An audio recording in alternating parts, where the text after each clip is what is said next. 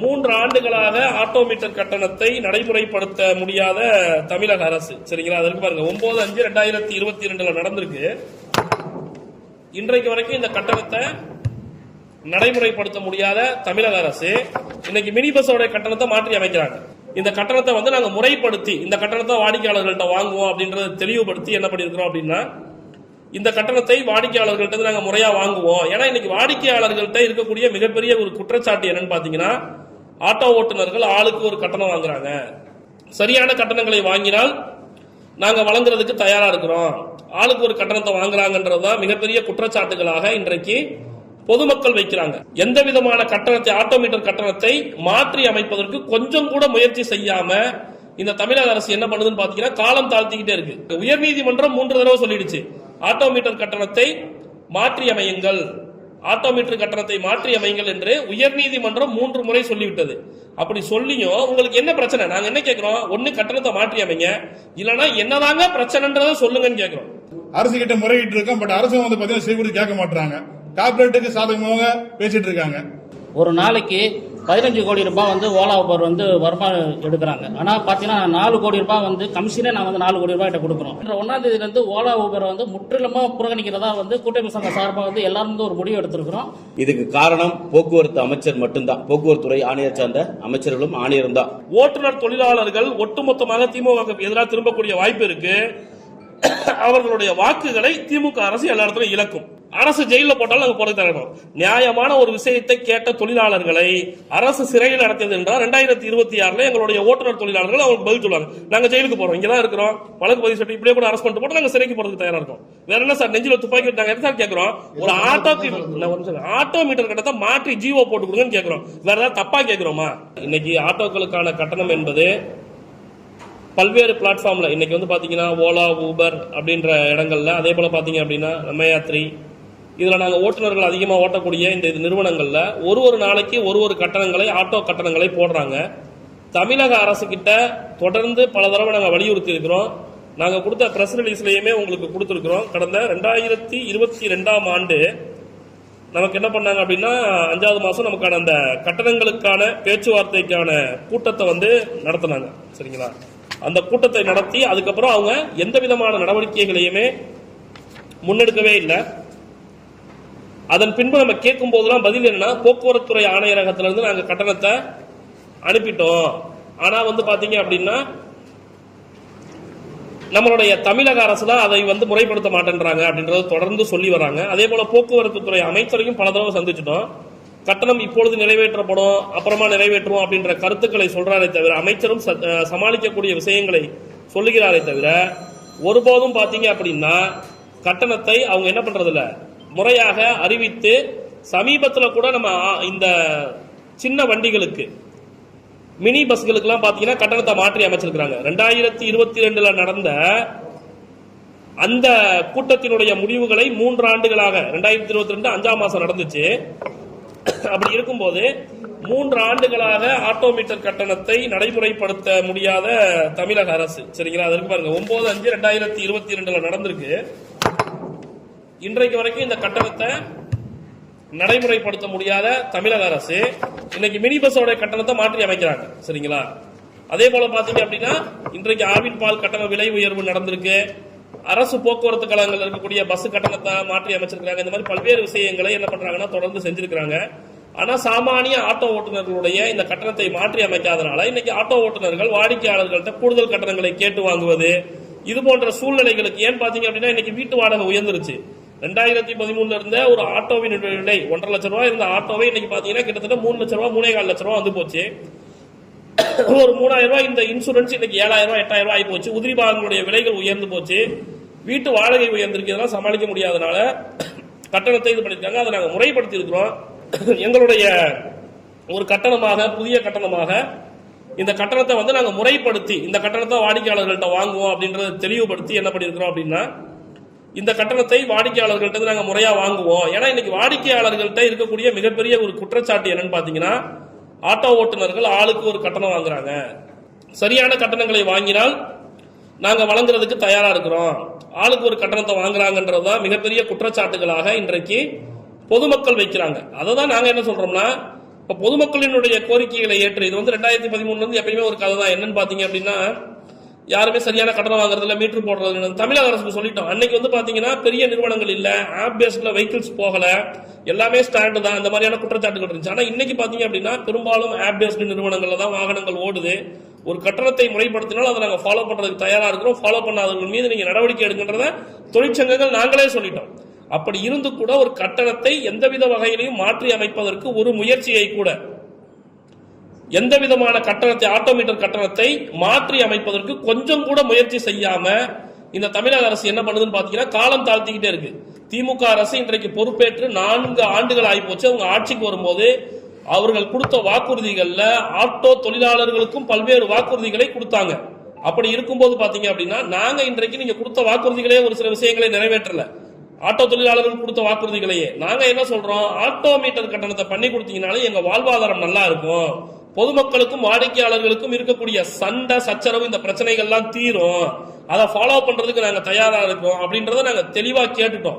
அப்படி இருந்தும் நீங்க பொதுமக்கள்கிட்ட கருத்துக்கள் கேட்பு கூட்டத்தை நடத்திட்டீங்க, ஓட்டுநர்கள்ட்ட நடத்திட்டீங்க, தொழிலாளர்களுடைய பிரதிநிதிகள்கிட்ட நடத்திட்டீங்க. இதுக்கு மேல உங்களுக்கு வேற என்ன வேணும் அல்லது என்ன பிரச்சனை? தமிழக அரசு ஆட்டோமீட்டர் கட்டணத்தை திருத்தி அமைப்பதுல என்ன பிரச்சனை இருக்கு? உயர்நீதிமன்றம் 3 தடவை சொல்லிடுச்சு, ஆட்டோமீட்டர் கட்டணத்தை மாற்றி அமையுங்கள், ஆட்டோமீட்டர் கட்டணத்தை மாற்றி அமையுங்கள் என்று உயர்நீதிமன்றம் 3 முறை சொல்லிவிட்டது. அப்படி சொல்லியும் உங்களுக்கு என்ன பிரச்சனை? நாங்க என்ன கேட்கிறோம், ஒண்ணு கட்டணத்தை மாற்றி அமைங்க, இல்லைன்னா என்னதாங்க பிரச்சனைன்றதை சொல்லுங்கன்னு கேட்கிறோம்.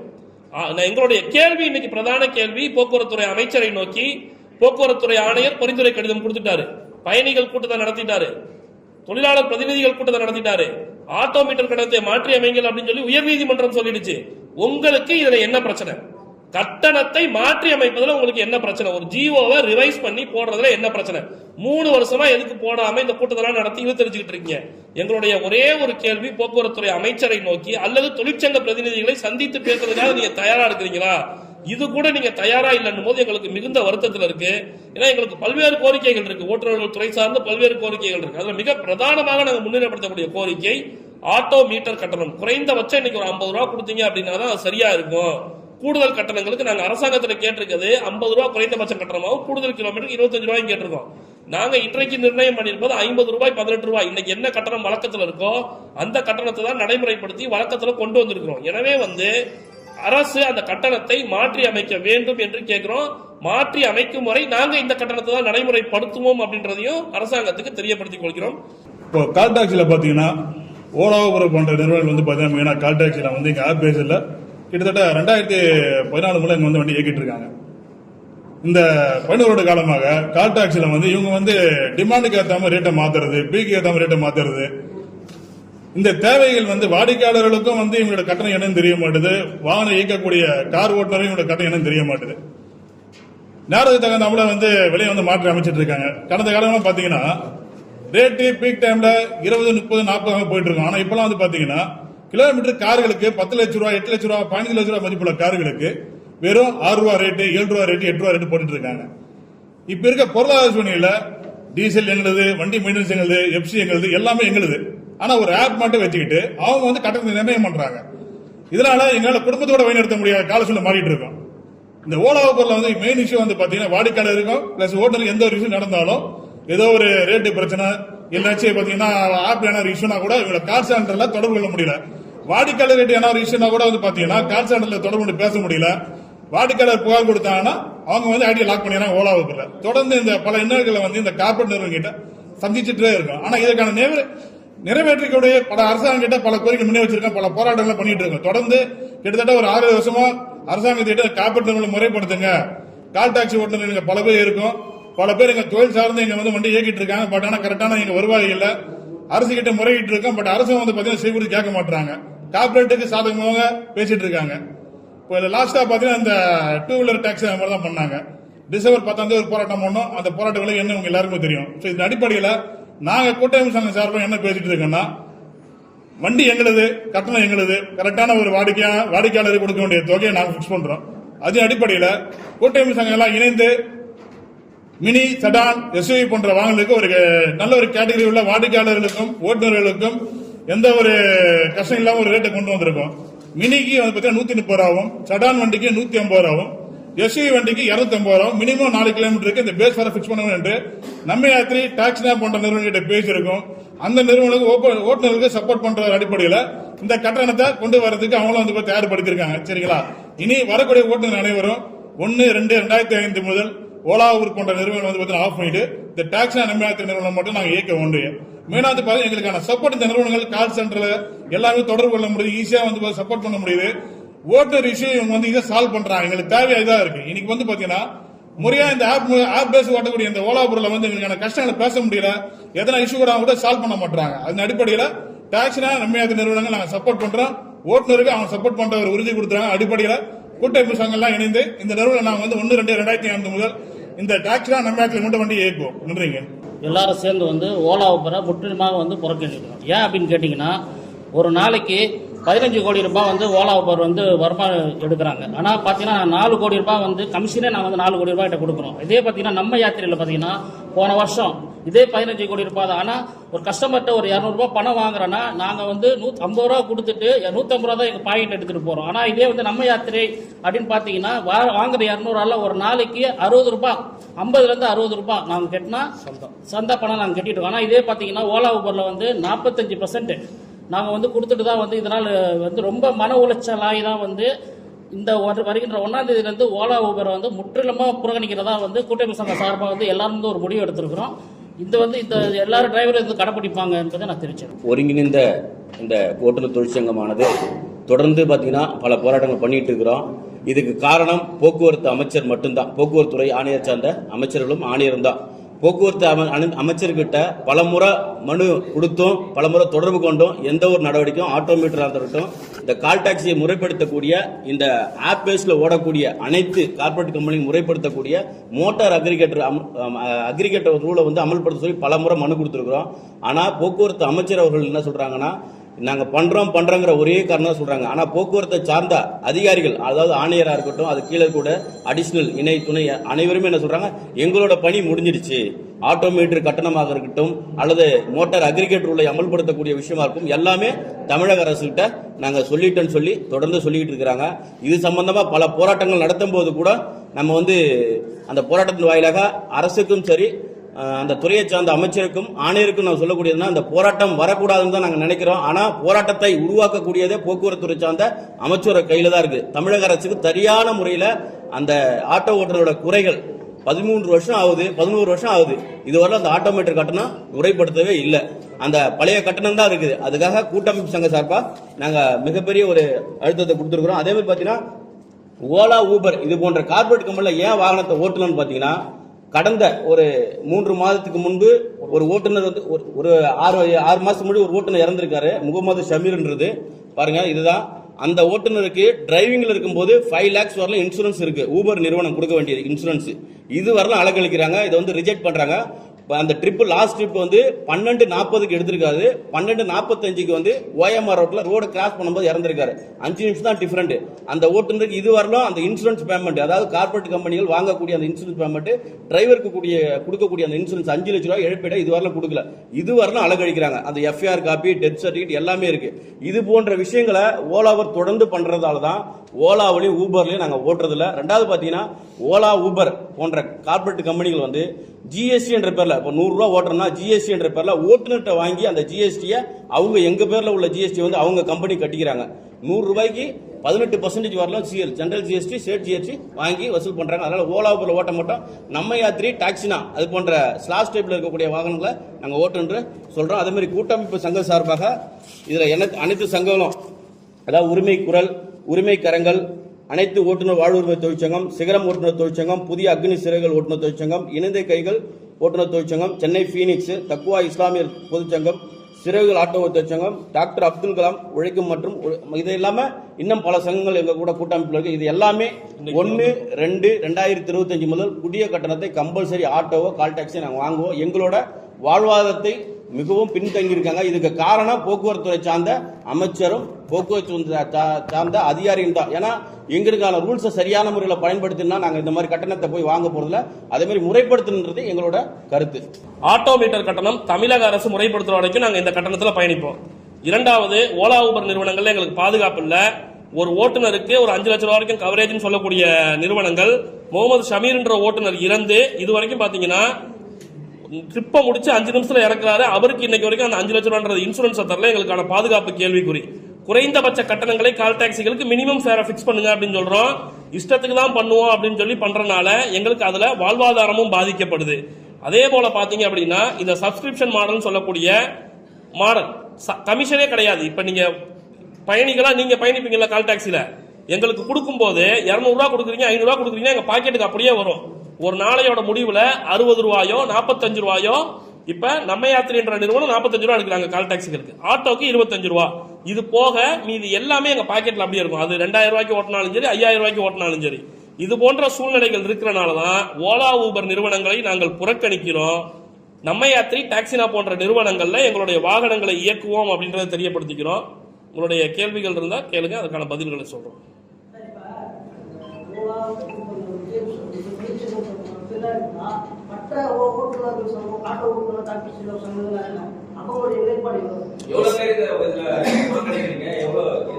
சார் இன்னைக்கு ஒரு கிட்டத்தட்ட ஒரு 40,000 ஆட்டோ கால் டாக்ஸிகள் டெய்லி ஓலா ஊபர்ல லாகின் ஆகுது.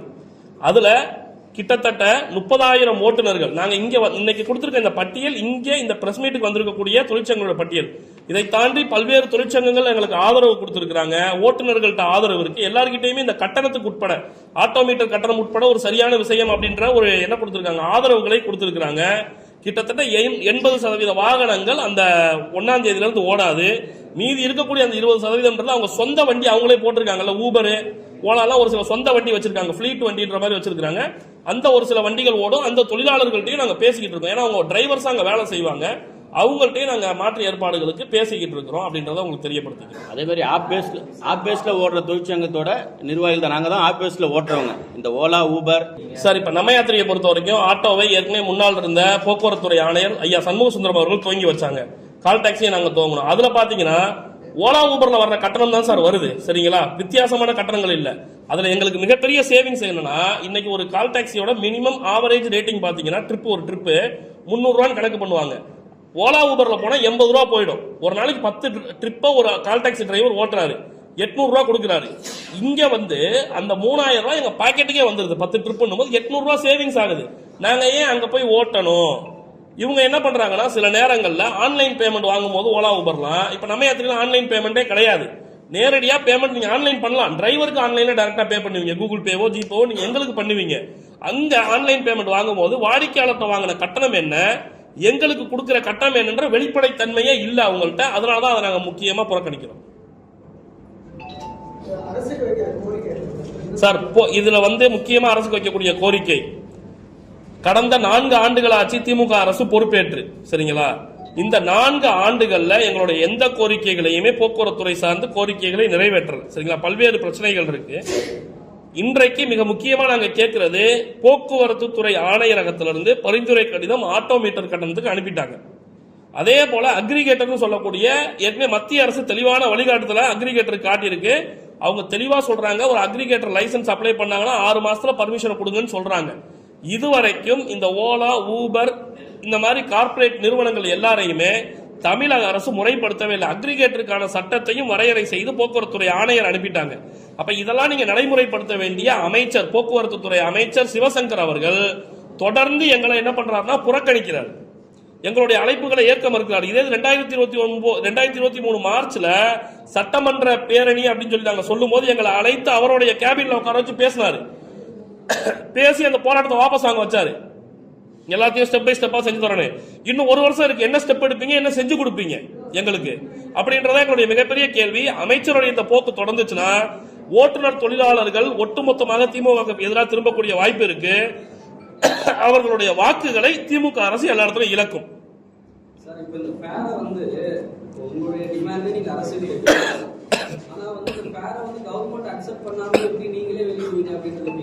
சரி, இப்ப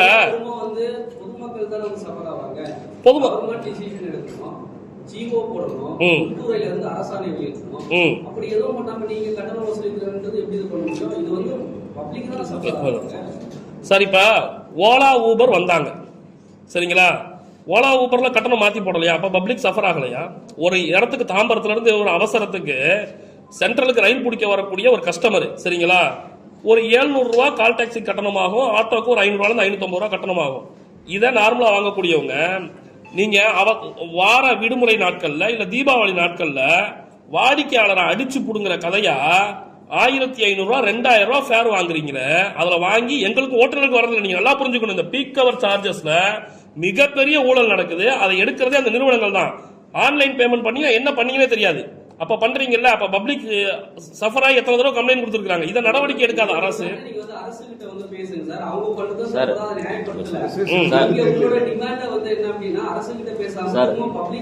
இல்ல இல்ல நல்லா புரியும். ஆல்ரெடி கோர்ட்ல கிரிட்டிசைஸ் பண்ணிருக்கு. நீங்க கோர்ட்டுக்கு போலாம். இது வந்து நாங்க இந்த கஸ்டமர் ஸ்லிப் அப்படிங்கிறது திரும்ப பப்ளிக்ல சஃபர் ஆவாங்க. 1.8க்கு வந்து 50 ரூபீஸ்ன்றது வந்து பயணிகள் சங்கம் வந்து அக்செப்ட் பண்ணல.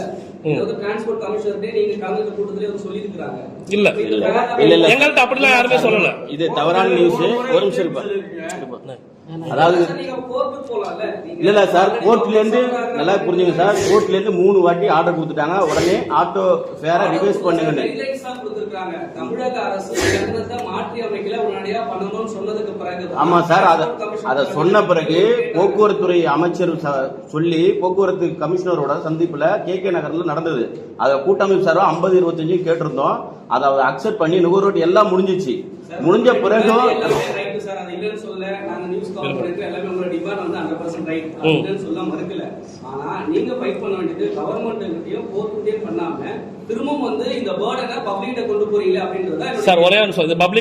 எல்லா பப்ளிக்கோட டிமாண்ட் இன்னைக்கு என்ன தெரியுமா இருக்கு?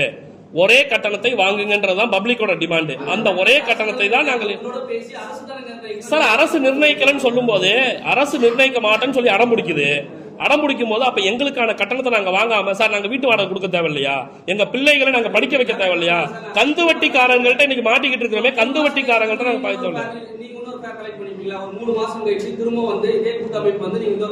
பிக்ஸ் பண்ண மாட்டோம் சார். நாங்க இப்ப முடிவு பண்ணிருக்கிறோம். நாங்க அடுத்த ஓராண்டு காலத்துக்கு நாங்க பண்ணிக்கிட்டு இருக்கோம் சார். சார் பண்ணாம இல்ல சார். இருங்க, டிசம்பர் 10ஆம் தேதி போராட்டம் நடத்துறோம் சார். என்ன நடந்துச்சுன்னு கேளுங்க. 3 பேரை அரெஸ்ட் பண்ணி நடுராத்திரியில ரிமாண்ட் பண்ணிருக்காங்க. 2 தொழிற்சங்க தலைவர்கள் மீது வழக்கு போட்டிருக்காங்க. ஆனா அதுக்கப்புறம் நாங்க இப்ப கூட அரசாங்கத்திட்ட கேட்கிறோம். நாங்க வந்து அரசாங்கம் நீங்க சொல்லக்கூடிய கோரிக்கையை நாங்க ஏத்துக்கிறோம். நாங்க ஆட்டோ ஓட்டுநர்கள் ஏத்துக்கிறோம். இதை நாங்க வாபஸ் கூட வாங்குறோம். நாங்க கேட்கறது என்னன்னா அரசாங்கத்தில் இந்த அமைச்சர் இன்னைக்கு எங்களை அழைத்து பேசி இந்த விஷயம் நடந்துகிட்டு இருக்கு, இந்த இதை காட்டுங்க, இன்னைக்கு இந்த விஷயம் நடந்துகிட்டு இருக்கு, இத்தனை நாள் ஆகும் அல்லது இத்தனை மாசம் ஆகும், ஒரு 3 மாசம் பொறுத்துக்கோங்க, அல்லது இந்த வரக்கூடிய மார்ச் அல்லது ஏப்ரல் இதுக்குள்ள நாங்க நிறைவேற்றுவோம், ஆட்டோ ஓட்டுநர்கள் பொறுத்துக்கணும் அப்படின்னு சொல்லணும். ஆனா அதை சொல்லாம எப்ப கேட்டாலும் ஒரே பதில். இங்க பாருங்க, எப்ப கேட்டாலும் ஒரே பதில். அரசாங்கத்துக்கு நாங்க இதை பாருங்க, இதை எப்ப சொல்லிருக்காங்க 2024 எப்ப கேட்டாலும் ஒரே பதில். அரசாங்கத்துக்கு கட்டணம் அனுப்பிட்டோம், அவங்க நிறைவேற்றுவாங்க. இந்த மொட்டை பதிலையே எவ்வளவு நாளைக்கு சார் கேட்க சொல்றீங்க? 12 வருஷம் ஆயிடுச்சு சார். 12 வருஷம் ஆயிடுச்சு. ஆட்டோக்கு பெட்ரோல் கேஸ் விலை உயர்ந்திருக்கு. 12 வருஷமா எத்தனை போராட்டம், வழக்கு, தொழிலாளிகள் கைது. இதை தாண்டி நீங்க என்ன பண்ணிட்டீங்க எங்களுக்கு? அப்புறம் நாங்க என்ன பண்ண முடியும்? இதுக்கப்புறம் என்னதான் பண்றது சார்? எப்படி சார் வசூல் பண்ண முடியும்? வசூல் பண்ணவே முடியாது சார். 2013 ரேட் ஃபிக்ஸ் பண்ணும்போது ஒரே நிமிஷம் 2013 சார், அதான் சார் 2013 அரசு வந்து ரேட் ஃபிக்ஸ் பண்ணும்போது ஒரே இருங்க நான் அப்படியே இருங்க.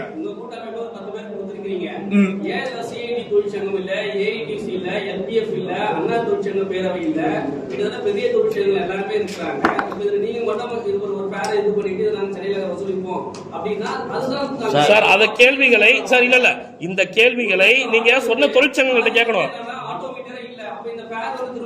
சார். அந்த தொழிற்சங்கங்கள் இருக்கக்கூடிய தொழிலாளிகளும் எங்களுக்கு ஆதரவு கொடுக்குறாங்க. நீங்க இது அந்த தொழிற்சங்கங்கள்ட்ட இந்த கேள்விகளை கேளுங்க. இந்த கேள்விகளை தொழிற்சங்கத்தை கேளுங்க. அந்த தொழிலாளிகள் எங்களுக்கு ஆதரவு இருக்கிறாங்க. நாங்க சொன்ன தொழிலாளிகளும் எங்களுக்கு ஆதரவு இருக்காங்க. அதனாலதான் அவங்க பொதுமக்களை சந்திக்க பயப்படுறாங்க, ஓட்டுநர்களை சந்திக்க பயப்படுறாங்க. நான் கேட்கிறேன், இதை கேள்வி கேட்கறீங்கல்ல, அவங்களுக்கு எத்தனை ஆட்டோ ஸ்டாண்ட் இருக்கு? அந்த ஆட்டோ ஸ்டாண்ட்ல போயிட்டு நாங்களாவது சொல்றோம்ல 50-18 வாங்கணும் ஒரு கட்டணம் சொல்றோம்ல, நீங்க அவங்கள்ட்ட போய் என்ன கட்டணம் வாங்குவீங்கன்னு கேட்டு பாருங்க. அதுக்கு பதில் இருக்கான்னு பார்ப்போம்.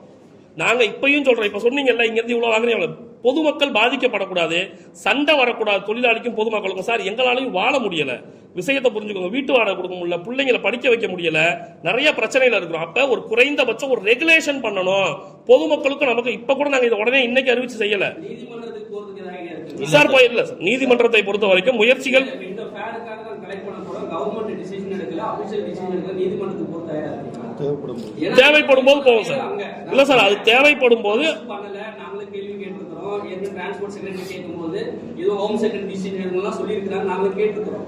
இப்போ நீங்க ஃபைட் பண்ண வேண்டியது கவர்மெண்ட் கிட்ட, கோர்ட். இப்போ நீங்க இந்த ஃபேர் நாங்க கலெக்ட் பண்ண போறோம்னு கவர்மெண்ட் சேலஞ்ச் பண்ணி நீங்க கோர்ட்டுக்கு போக தயாரா இருக்கீங்களா? கண்டிப்பா சார், அதுக்கான தேவைப்படும் போது நாங்க போவோம் சார். அதுக்கான ஆலோசனை பண்ணிட்டு போவோம். கோர்ட்டுக்கு போனா நேரம் தான் வீணாகும். நேரம் தான் வீணாகும். என்ன சார், எங்களுடைய கூட்டமைப்புல 10,000க்கும் மேற்பட்ட தொழிலாளர்கள் இருக்காங்க சார். 10,000க்கும் மேற்பட்ட தொழிலாளர்கள் எங்களுடைய கூட்டமைப்புல இருக்கிறாங்க. ஆமா, நடவடிக்கை எடுக்கட்டும் சார். அந்த நடவடிக்கை தாங்கிறதுக்கு தயாரா இருக்கிறோம். அரசு ஜெயில போட்டாலும் நாங்க போறது தரணும். நியாயமான ஒரு விஷயத்தை கேட்ட தொழிலாளர்களை அரசு சிறையில் நடத்தியது என்றால் 2026 எங்களுடைய ஓட்டுநர் தொழிலாளர்கள் அவங்களுக்கு பதில் சொல்லுவாங்க. நாங்க ஜெயிலுக்கு போறோம், இங்கதான் இருக்கிறோம், வழக்கு பதிவு சட்டம் இப்படியே கூட அரசு பண்ணிட்டு போட்டு நாங்க சிறைக்கு போறதுக்கு தயாரா இருக்கோம். வேற என்ன சார், நெஞ்சில துப்பாக்கி நாங்க என்ன சார் கேட்கிறோம்? ஒரு ஆட்டோ மீட்டர் கட்டத்தை மாற்றி ஜிஓ போட்டு கொடுங்கன்னு கேட்கிறோம். வேற ஏதாவது தப்பா கேட்கிறோமா? இல்ல நீங்க எங்களுக்கு 200 கோடி ரூபாய் செலவு பண்ணுங்கன்னு கேட்கிறோமா? இருங்க, வேற ஏதாவது கேட்கிறோமா? வேற எதுவும் கேட்கலாம். ஒரு ஜிஓவை ரிவைஸ் பண்ணி போடுங்க, கையெடுத்து கும்பிட்டு ஏத்துக்கிறோம்னு கேட்கிறோம். ஒரு ஜிஓவை ரிவைஸ் பண்ணி போட முடியலன்னா நாங்க என்ன சார் பண்றது?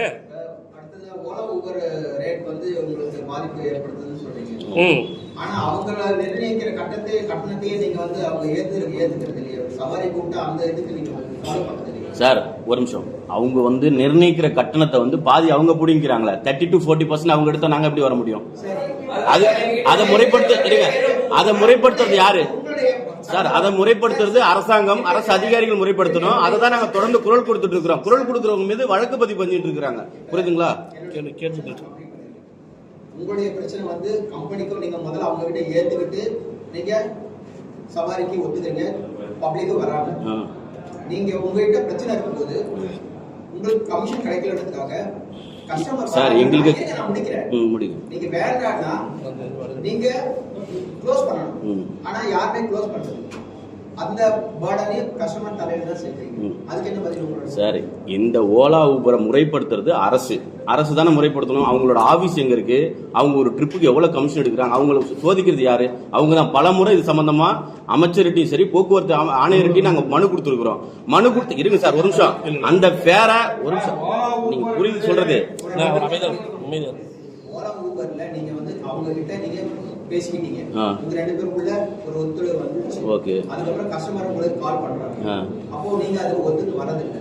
வரதாண்டா அப்பவே போனும் பண்ண மாட்டீங்க, உங்களுடைய இதுல இருந்து தான் மெசேஜ் அனுப்புவீங்க, இந்த அமௌண்ட்டுக்கு வரீங்களா அப்படின்னு. அப்படி இல்லைன்னா நீங்க என்ன பண்ணணும், நீங்க கேன்சல் பண்ணணும். ஆனா எத்தனை பேர் கேன்சல் பண்றீங்க சார்? இதுக்கு தீர்வு காணக்கூடிய வகையில தான் இப்ப நம்ம யாத்திரையில 1ஆம் தேதியில இருந்து ஓட்டுவோன்றதை நாங்க தெளிவா சொல்லிட்டோம். ஓலா ஊபர்ல ஓட்ட மாட்டோம்னு. என்ன சார், இப்பதானே சார் சொல்லிருக்கோம். எங்களுக்கு ஒரு நிறுவனம் இப்ப ஆதரவு கொடுத்திருக்காங்க, சரியான முறையில் நடந்துகிட்டு இருக்கு. அந்த நிறுவனம் இன்னைக்கு வரைக்கும் பெங்களூர்ல ஒரு நாளைக்கு 1.5 லட்சம் ட்ரிப்பை ரன் பண்றாங்க. ஒரு வருஷமா அங்க தொழிலாளி கிட்ட 25-45 மட்டும் தான் வாங்குறாங்க. இந்த பிரச்சனைகள் அவர்கள்ட்ட இல்ல. எங்களுடைய கூட்டமைப்பு சார்பா நாங்க இப்பதான் தெளிவான முடிவுகள் எடுத்திருக்கோம். எங்களதுல ஆப் பேஸ்ல ஓட்டக்கூடிய டிரைவர்ஸோடைய கூட்டமைப்பு நாங்க தான். எங்களை தாண்டி வேற எந்த சங்கங்களும் அதுல ஆப்ல ஓட்டக்கூடியவங்களுக்கு செயல்படல. இந்த முடிவு வாடிக்கையாளர்களுக்காக தெளிவாக இருக்கும். 1ஆம் தேதியில இருந்து நீங்க நம்ம யாத்திரையில புக் பண்ணி பாருங்க, இந்த பிரச்சனைகள் நிச்சயமாக இருக்காது அப்படின்றது நாங்க சொல்றோம். அதை தாண்டி ஒரு சிலர் இந்த மாதிரியான தவறுகள் செய்வாங்க. எல்லாருமே கரெக்டா இருப்பாங்கன்னு சொல்ல முடியாது. இல்ல ஒரு சார், நீங்க நடந்தா சொல்றீங்க, இனிமேல் நடந்தா நாங்க அதுதான் சார் கமிஷனர் சொல்றோம். சார் இவங்களை கூப்பிட்டு அக்ரிகேட்டர் ரெகுலேட் பண்ற வரைக்கும் ஒரு 3 மாசத்துக்கு ஒரு தடவை ஒரு கமிட்டி மீட்டிங் போட்டு நடவடிக்கையாவது எடுங்க சார். சின்ன சின்ன பிரச்சனைகளை பேசியாவது தீருங்க, அப்பதான் பொதுமக்கள் பாதிக்கப்பட மாட்டாங்கன்னு நாங்க சொல்றோம் சார். இதை செய்யல அப்படின்னு சொல்லுவோம். அரசாங்கம் இதை செய்யறதுக்கே முன் வரலன்ற போது இந்த நிறுவனங்களோட பேச்சுவார்த்தை நடத்தி எவ்வளவு நாள் ஆச்சு தெரியுமா சார்? உங்களுக்கு தெரியும், நாங்க 2023 இந்த ஏப்ரல்ல போராட்டம் நடத்தணும். அது 24 ஏப்ரல்ல அப்ப பேச்சுவார்த்தை நடத்துறோம்னு சொல்லி அப்ப இந்த சண்முக சுந்தரம் சார் சொன்னாரு. இன்னைக்கு வரைக்கும் அந்த பேச்சுவார்த்தை நடத்தல. அப்ப நடத்தினா நாங்க அதுக்காக போராட்டம் பண்றோம், பேச்சுவார்த்தை நடத்துறோம், நாங்க தான் எல்லாமே பண்ணிக்கிட்டு இருக்கோம். அரசாங்கமும் ஒரு ஸ்டெப் எடுத்தாதான் இந்த விஷயத்துல பயணிகள், தொழிலாளர்கள், அரசு அப்படின்ற ஒரு வட்டத்துக்குள்ள வர முடியும். நாங்க போராட்டம் நடத்துற அன்னைக்கு மட்டும் எங்கள்கிட்ட ஏதாவது பேசுறது, இதை விட்டுட்டு பண்ணா இப்ப நீங்க சொன்னீங்கல்ல பொதுமக்களா நீங்க பாதிக்கப்படுறீங்க, அதனால இந்த கேள்விகள் எல்லாமே சரி. அப்ப இது எவ்வளவு பெரிய செக்டார்? ஒரு நாளைக்கு ஆட்டோ கால் டாக்ஸிகள் ஆப் பேஸ்ல 5 லட்சம் புக்கிங் சென்னையில மட்டும் போகுது. அப்ப 5 லட்சம் வாடிக்கையாளர்கள் சார்ந்த ஒரு பிரச்சனையை அரசு எப்படி கையாளணும், எவ்வளவு துரிதமா கையாளணும், அதுக்கு ஒரு தனியா ஒரு கமிட்டி போடணும். எதையுமே அரசு செய்யணும். ஒரு கையில ஆண்ட்ராய்டு போன் வச்சிருக்காரு, ஒரு ஐபோன் வச்சிருக்காரு, ஒரே டெஸ்டினேஷனுக்கு புக் பண்றாரு. ஏன் வேற வேற அமௌண்ட் இது கண்டிப்பா உண்மை. இதை வந்து நீங்க கம்பெனில தான் கேட்கணும். நாங்களே சொல்லிட்டோம் இந்த மாதிரிலாம் கஷ்டம் சார். நாங்க பீக் சார்ஜஸே என்ன சொல்றோம்னா, ஒரு லிமிடேஷன் வைங்க. 100 ரூபா போகிற இடத்துல பீக் ஹவர்ஸ் இருக்கா, ஒரு 120 வாங்குங்க. அந்த கஸ்டமர்கிட்ட 100 ரூபா போற இடத்துல 200 ரூபா வாங்காதீங்கன்றதே நாங்க போராடிக்கிட்டு தான் இருக்கிறோம் இன்னைக்கு வரைக்கும். சரிங்களா, எல்லா டிரைவருமே வாங்கி அப்படி நாஸ்தி பண்ணாதீங்க அப்படின்னு அதையே கேட்க மாட்டேன்றாங்க. இதை நாங்க சொன்னா கேட்பாங்களா? இதெல்லாம் அவங்க பண்ணதான் செய்யறாங்க. இதை அரசாங்கம் தான் கேள்வி கேட்கணும் சார். இந்த போராட்டத்துக்கு முன்னாடி சார் ஓலா ஊபருக்கு எவ்வளவு மெயில் போட்டிருக்கோம் தெரியுமா சார்? உட்காந்து இந்த மாதிரி நாங்க பண்ண போறோம், எங்களோட பேச்சுவார்த்தை நடத்துங்க அப்படின்னு மெயில் போட்டிருக்கோம் சார். சும்மா இங்க வந்து உட்காரல, மெயில் போட்டிருக்கோம். அவங்க சம்பந்தப்பட்ட அதிகாரிகளுக்கு தகவல் கொடுத்திருக்கோம். யாருமே எதுக்குமே தயாரா இல்ல. அப்படின்ற போது அடுத்த கட்டத்துக்கு போறோம். பேச்சுவார்த்தையை எதிர்பார்க்கிறோம் சார். அந்த பேச்சுவார்த்தையின் முடிவின் அடிப்படையில் தீர்வுன்ற ஜனங்களுக்கான பதில் என்னன்னா, கமிஷனை இந்த சப்ஸ்கிரிப்ஷன் மாடல்ல நம்ம யாத்திரை டாக்ஸினா மாதிரி வாங்கிக்கோங்க. சரி சார், ஓலா ஊபர் சம்பந்தமான பதில் தான் சார் சொல்றேன். ஓலா ஊபர் நிறுவனங்கள் கமிஷன் வாங்குறதை நிறுத்தி சப்ஸ்கிரிப்ஷன் மாடலுக்கு மாறிட்டாங்கனால இந்த பிரச்சனைகள் தீர்க்கப்பட்டுரும். ஏன்னா கமிஷன் எங்களுக்கு சேவ் ஆகும், நாங்க வாடிக்கையாளர்கிட்ட எக்ஸ்ட்ரா கேட்க மாட்டோம். சரிங்களா, அந்த மாதிரியான பிரச்சனைகள் வராது. சிறப்பான சேவைகளை எங்களால வழங்க முடியும். அதான் நாங்க வந்து ஓலா ஊபர் நிறுவனங்கள்ட்ட எதிர்பார்க்கிறோம். அதுல மாற்றுக்கிறதே கிடையாது. குறிப்பா பாத்தீங்கன்னா 2000 ரூபாய் வண்டி ஓட்டுறோம் சார் ஓலா ஊபர்ல. அது அப்படியே கமிஷனா 800 ரூபாய் எடுத்துக்கிறாங்க. சப்ஸ்கிரிப்ஷன் மாடல்னா இந்த நம்ம யாத்திரை டாக்ஸினா பாத்தீங்கன்னா ஒரு நாளைக்கு வாடகைன்ற முறைக்கு வாடகை ஆட்டோவுக்கு 25 ரூபாய், கால் டாக்ஸிக்கு 45 ரூபாய் வாங்குறாங்க. அது மாதிரி போனா எங்களுக்கு சேவிங்ஸ் ஆகும். ஆமா சார், அவ்வளவுதான். வேற எதுவும் பெருசா எதிர்பார்க்கல. ஓட்டுநர்களுடைய பாதுகாப்பு, இந்த 5 லட்சம் ரூபாய் இன்சூரன்ஸ் சொன்னீங்க. ஏன் சார் 12:40 ட்ரிப்பை முடிச்சுட்டு 12:45 செத்து போற ஒருத்தனுக்கு ஒன்னால அந்த 5 லட்சம் ரூபாய் இன்சூரன்ஸ் கிளைம் பண்ணி கொடுக்க முடியல மெயில் போடுறேன். 3 வருஷம் அவர்கிட்ட வண்டி ஓட்டி 3 வருஷம் வண்டி ஓட்டிருக்கான். அந்த கம்பெனில 1500 ட்ரிப் ஓட்டி இருக்கிறான் ஊபர்ல. ஒருத்தன் செத்து போறான். அந்த அடிப்படை பாதுகாப்பு, உயிர் பாதுகாப்பை கூட அந்த நிறுவனம் கொடுக்க மறுக்குது. அப்படின்னா அன்னைக்கு இறந்து போன அன்னைக்கு சார், காலையில இருந்து அன்னைக்கு வரைக்குமே 920 ரூபாய் அந்த கம்பெனில வண்டி ஓட்டிருக்கான். 4 ட்ரிப் ஓட்டிருக்கான் அந்த டிரைவர். 5 நிமிஷத்துல செத்து போறான் ஒரு டிரைவர், ரோடு ஆக்சிடென்ட்ல. அதுவும் அவனுக்கு கூட உயிர் பாதுகாப்பு கொடுக்க முடியலன்னா நாங்க என்ன சார் பண்றோம்?